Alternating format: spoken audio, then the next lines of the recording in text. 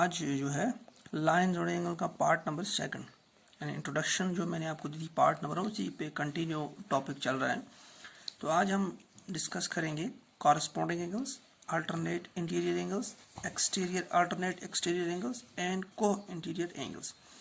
तो इनको समझने के लिए हमने लिए हैं दो लाइन्स, लाइन L और लाइन M जो आपस में पैरेलल हैं। पैरेलल मैंने आपको बताया है इनकी डिस्टेंस सेम होती है और कभी भी किसी जगह पर भी आपस में मीट नहीं करती, मिलती नहीं।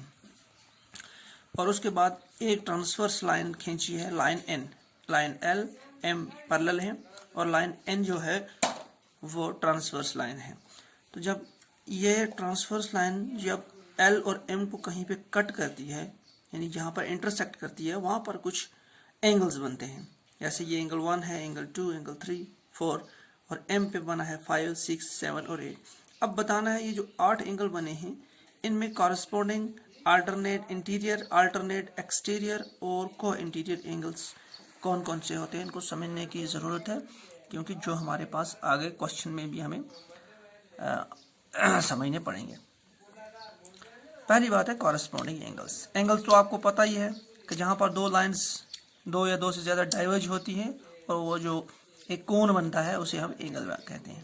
अब कॉरस्पॉन्डिंग का मतलब ये हो गया कि जो एक ही डायरेक्शन में हमारे पास एंगल बन रहे हों, लाइन L और लाइन M पे जो एक ही डायरेक्शन पे बिल्कुल सेम डायरेक्शन में जो एंगल बन रहे हों उन्हें कहते हैं कॉरस्पॉन्डिंग एंगल्स। फॉर एग्जांपल आप देखिए ये लाइन N जो है ये L को भी कट कर रही है और M को भी कट कर। अब यहाँ पर कुछ एंगल्स बन रहे हैं जो सेम डायरेक्शन है। फॉर एग्जांपल ये देखिए ये एंगल 1 जो है और एंगल 5 जो है ये बिल्कुल सेम डायरेक्शन में। किस तरह कि ये लाइन के ऊपर वाले साइड में है, ये भी लाइन के ऊपर साइड में है, ठीक। और यहाँ पर एंगल 1, एंगल 5। इसी तरह आपके पास L के बिल्कुल नीचे वाले साइड में एंगल 3 बना है और इसी तरह M के नीचे वाले साइड में एंगल 7 बना है, यानी एक ही डायरेक्शन में एक ही पोजीशन पे। उन्हें कहते हैं हम कॉरस्पॉन्डिंग। अब हमारे पास कौन कौन से ऐसे एंगल्स हैं जो हमारे पास कॉरस्पॉन्डिंग में है। अब चीज़ एक और ध्यान रखने वाली है कि जो अगर L और M दो लाइंस पैरेलल होंगी तो ये सब एंगल्स कॉरस्पॉन्डिंग अल्टरनेट और अल्टरनेट एक्सटीरियर इक्वल भी होंगे। Corresponding alternate interior, alternate exterior तो होंगे ही, लेकिन साथ में इक्वल भी होंगे। लेकिन अगर ये लाइन L और M पैरेलल नहीं है, इन इंटरसेक्ट कर रही है, उस सूरत में कॉरस्पॉन्डिंग भी होंगे, अल्टरनेट इंटीरियर भी होंगे, अल्टरनेट एक्सटीरियर भी होंगे, लेकिन इक्वल नहीं होंगे। ये चीज़ आपको ध्यान रखनी है। अब चूंकि यहाँ पर पैरेलल है तो जो कॉरस्पॉन्डिंग एंगल्स होंगे वो इक्वल भी होंगे। कौन कौन से हैं जो एक ही डायरेक्शन में बढ़ रहे हैं? पहला है हमारे पास एंगल 1 इज इक्वल टू, और कौन सा है? एंगल 5। ये बिल्कुल दोनों सेम डायरेक्शन में है। उसके बाद एंगल 3 और angle 7, angle 3 is equal to angle 7। उसके बाद एंगल 2 और एंगल 6 एक डायरेक्शन में है। उसके बाद एंगल 4 और एंगल 8। ये हमारे पास ये जो एंगल्स की जोड़ी बन गई, पेयर्स हो गए, ये हमारे पास कॉरस्पॉन्डिंग्स एंड इक्वल्स। अब अल्टरनेट इंटीरियर एंगल, यहाँ पर दो चीजें हैं। इंटीरियर का मतलब ये हो गया कि अंदर वाले साइड, तो M के इस साइड अंदर और L के इस साइड में, यानी अंदर वाले एंगल्स, L और M के बीच वाले एंगल्स। अल्टरनेट कौन से हो गए? जो कॉरस्पॉन्डिंग ना हो, यानी एक पोजीशन में ना हो, बल्कि मुख्तलिफ अलग दूसरे उल्टी पोजीशन में हो। फॉर एग्जांपल जैसे हमारे पास ये 3 है, तो इसको अगर हम देखा जाए को interior same position same side में कौन सा आता है? 5। इसको नहीं लेना है। तो मतलब ये हो गया कि अगर आपने एक एंगल जो है इंटीरियर एंगल 3 लिया तो दूसरा भी आपको दूसरी लाइन का इंटीरियर एंगल लेना है, लेकिन उल्टी पोजीशन पे लेना। उल्टी जो पोजीशन पे होगा, उल्टी पोजीशन पे कौन सा है? यानी 6 है। इसका मतलब 3 और 6, 4 और 5। 3 और 6 इंटीरियर अल्टरनेट इंटीरियर, इसी तरह 4 और 5 अल्टरनेट इंटीरियर। कौन कौन से हैं? एंगल 3 और angle is equal to angle 6 alternate भी है, इक्वल भी है और इंटीरियर भी है। 4 और 6 angle 4 is equal to angle 5। ये अल्टरनेट इंटीरियर एंगल्स हैं। इसी तरह हम चलते हैं अल्टरनेट एक्सटीरियर एंगल्स।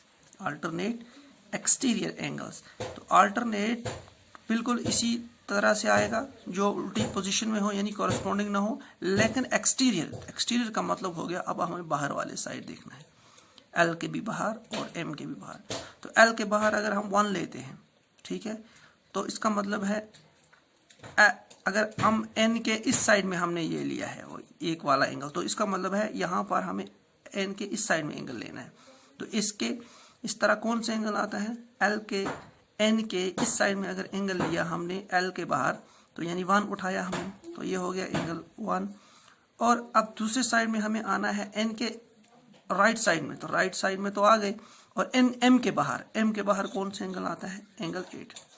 इसका मतलब ये अल्टरनेट भी है, इक्वल भी है और इंटीरियर भी है। Angle 1 is equal to angle 2। इसी तरह अब हम इस साइड में लेंगे, तो यहाँ पर हमें किधर लेना है, इस साइड में लेना है, तो ये आ जाएगा 2 और 7, यानी इधर लेना है हमको ये वाला एंगल 2 और यहाँ पर आ जाएगा ये वाला angle 7। Angle 2 is equal to angle 7। ये अल्टरनेट एक्सटीरियर एंगल्स आ गए। अब इसी तरह के अगर आपके पास एंगल्स आएंगे तो वो आप उनको पहचान सकते हैं। अब यहाँ पर आता है हमारे पास एक और एंगल, को इंटीरियर एंगल्स। को इंटीरियर एंगल्स वो हो गए जो दो पैरेलल लाइन के अंदर वाले साइड में आते हैं, यानी एल के अंदर और एम के अंदर, यानी ये वाले, ये सब को इंटीरियर एंगल्स हैं।